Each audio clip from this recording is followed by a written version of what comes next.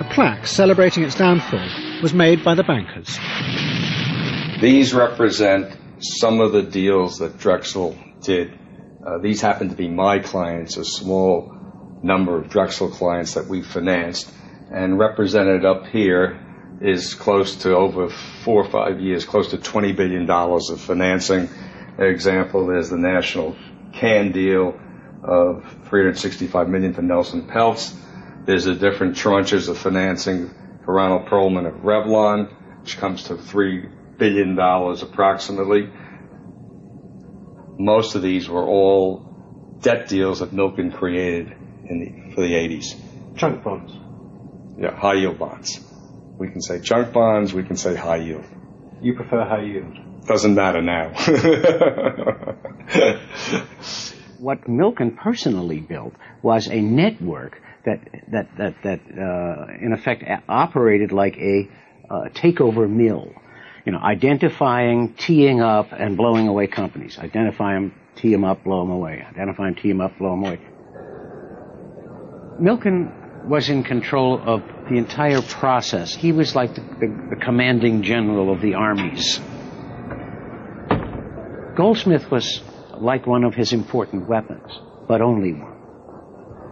You should think about Goldsmith as a transitional figure, one of the agents of the change, one of the principal agents prying the levers of power from the hands of corporate America and government and putting it into the marketplace, to the day-to-day decision-making of people in the stock market. Goldsmith's aim was to get as much money as possible out of the corporations he took over, both for the shareholders and for himself. To do this, he systematically stripped out any excess costs. He employed a man called Al Dunlap to do this. Dunlap used a new name to describe what he did.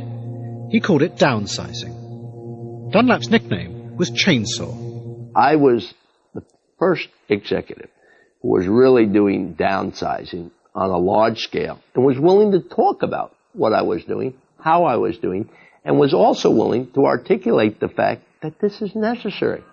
We were operating on sick companies, cutting out the cancers. Sometimes it could involve as much as 30-35% of the people.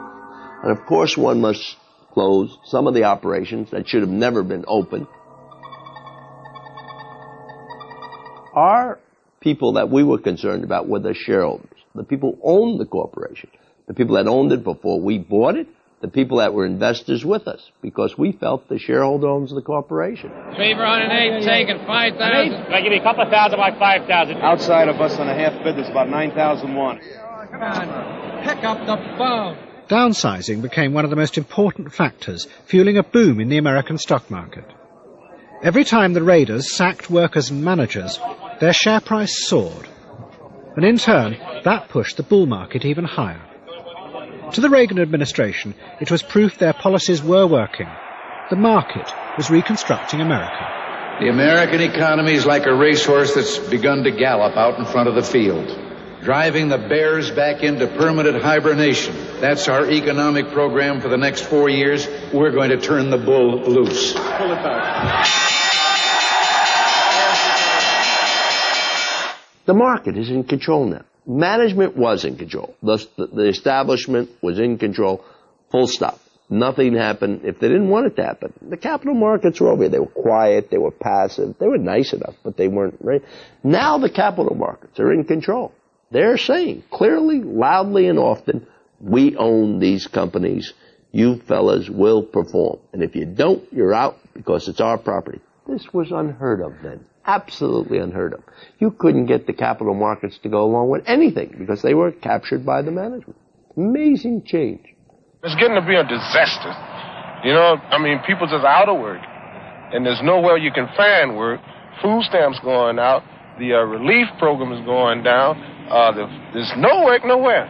You're in restitution, sir. The restitution clerk will give you your check and your receipt. Just step aside. As the takeover boom grew, millions of workers were downsized. Whole towns were decimated when the factory that had once been their main employer was closed. Ever since the war, management consultants had argued that one of the main functions of a corporation was to create jobs. But now, overnight, a new breed of consultant appeared, who explained that these layoffs were necessary. For 40 years, for 70 years, for 80 years, we have attempted to rationalize and make bloodless the practice of professional management. Maybe that was appropriate 70 years ago, but in today's volatile environment, it just simply will not work. It is the most frightening, scary environment that I know of. Further, it has led me, for instance, to welcome the role of such dubious characters as the corporate raiders and their hostile takeovers.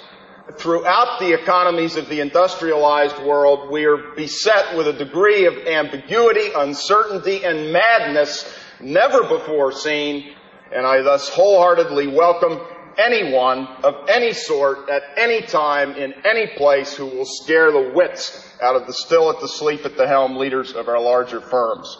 I think up to the point in time the takeovers came in, management consultancy existed to reinforce and serve management. I think it now exists to reinforce and serve the capital markets, the capital system. But there was a growing backlash against Goldsmith and the other raiders. It was led by politicians whose power was intimately bound up with the fortunes of the large corporations in their home states. Senator Worth? We have been arguing, it seems to me, for almost 100 years in this country about the responsibilities that corporations have to their communities. And we have tried for a long time to get corporations more responsible. We've now done it at Peachtree. We're reaching out, supporting this university, supporting cultural activities and so on. We are the ultimate of what America believes corporate responsibility is. And you lawyers from Wall Street are coming in and telling us what to do with our community and our responsibilities. Now, we're going to make it as difficult as we possibly can for you to get this to happen. Sir James? Well, the sort of stuff that Senator Worth believes in, which he's just talked about, which is a pastoral America with a little company and the church and the university, and the whole thing is going to stay there and be there forever, and that they don't have to compete with anybody, and that competition is awful, and totally mixing up. Wait a minute, totally mixing up, this is the fundament. The difference between doing business and doing good.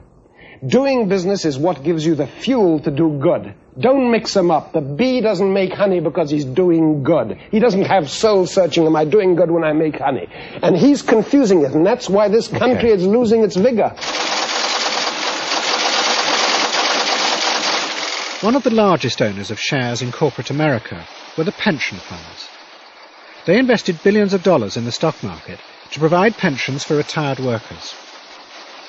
The funds had been deliberately created as a part of the post-war corporate utopia that took care of workers. But now the funds became important weapons in the takeovers. They were offered much greater return on their investments if they backed the raiders. Well, the raiders, on the whole, were not viewed with a lot of friendliness, let's say.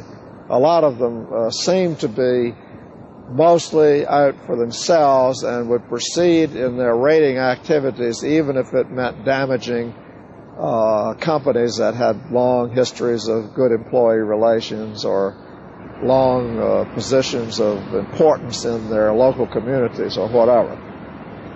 But nevertheless, for the pension fund manager, that meant that in some cases the value of stocks was increased and the pension fund benefited from that.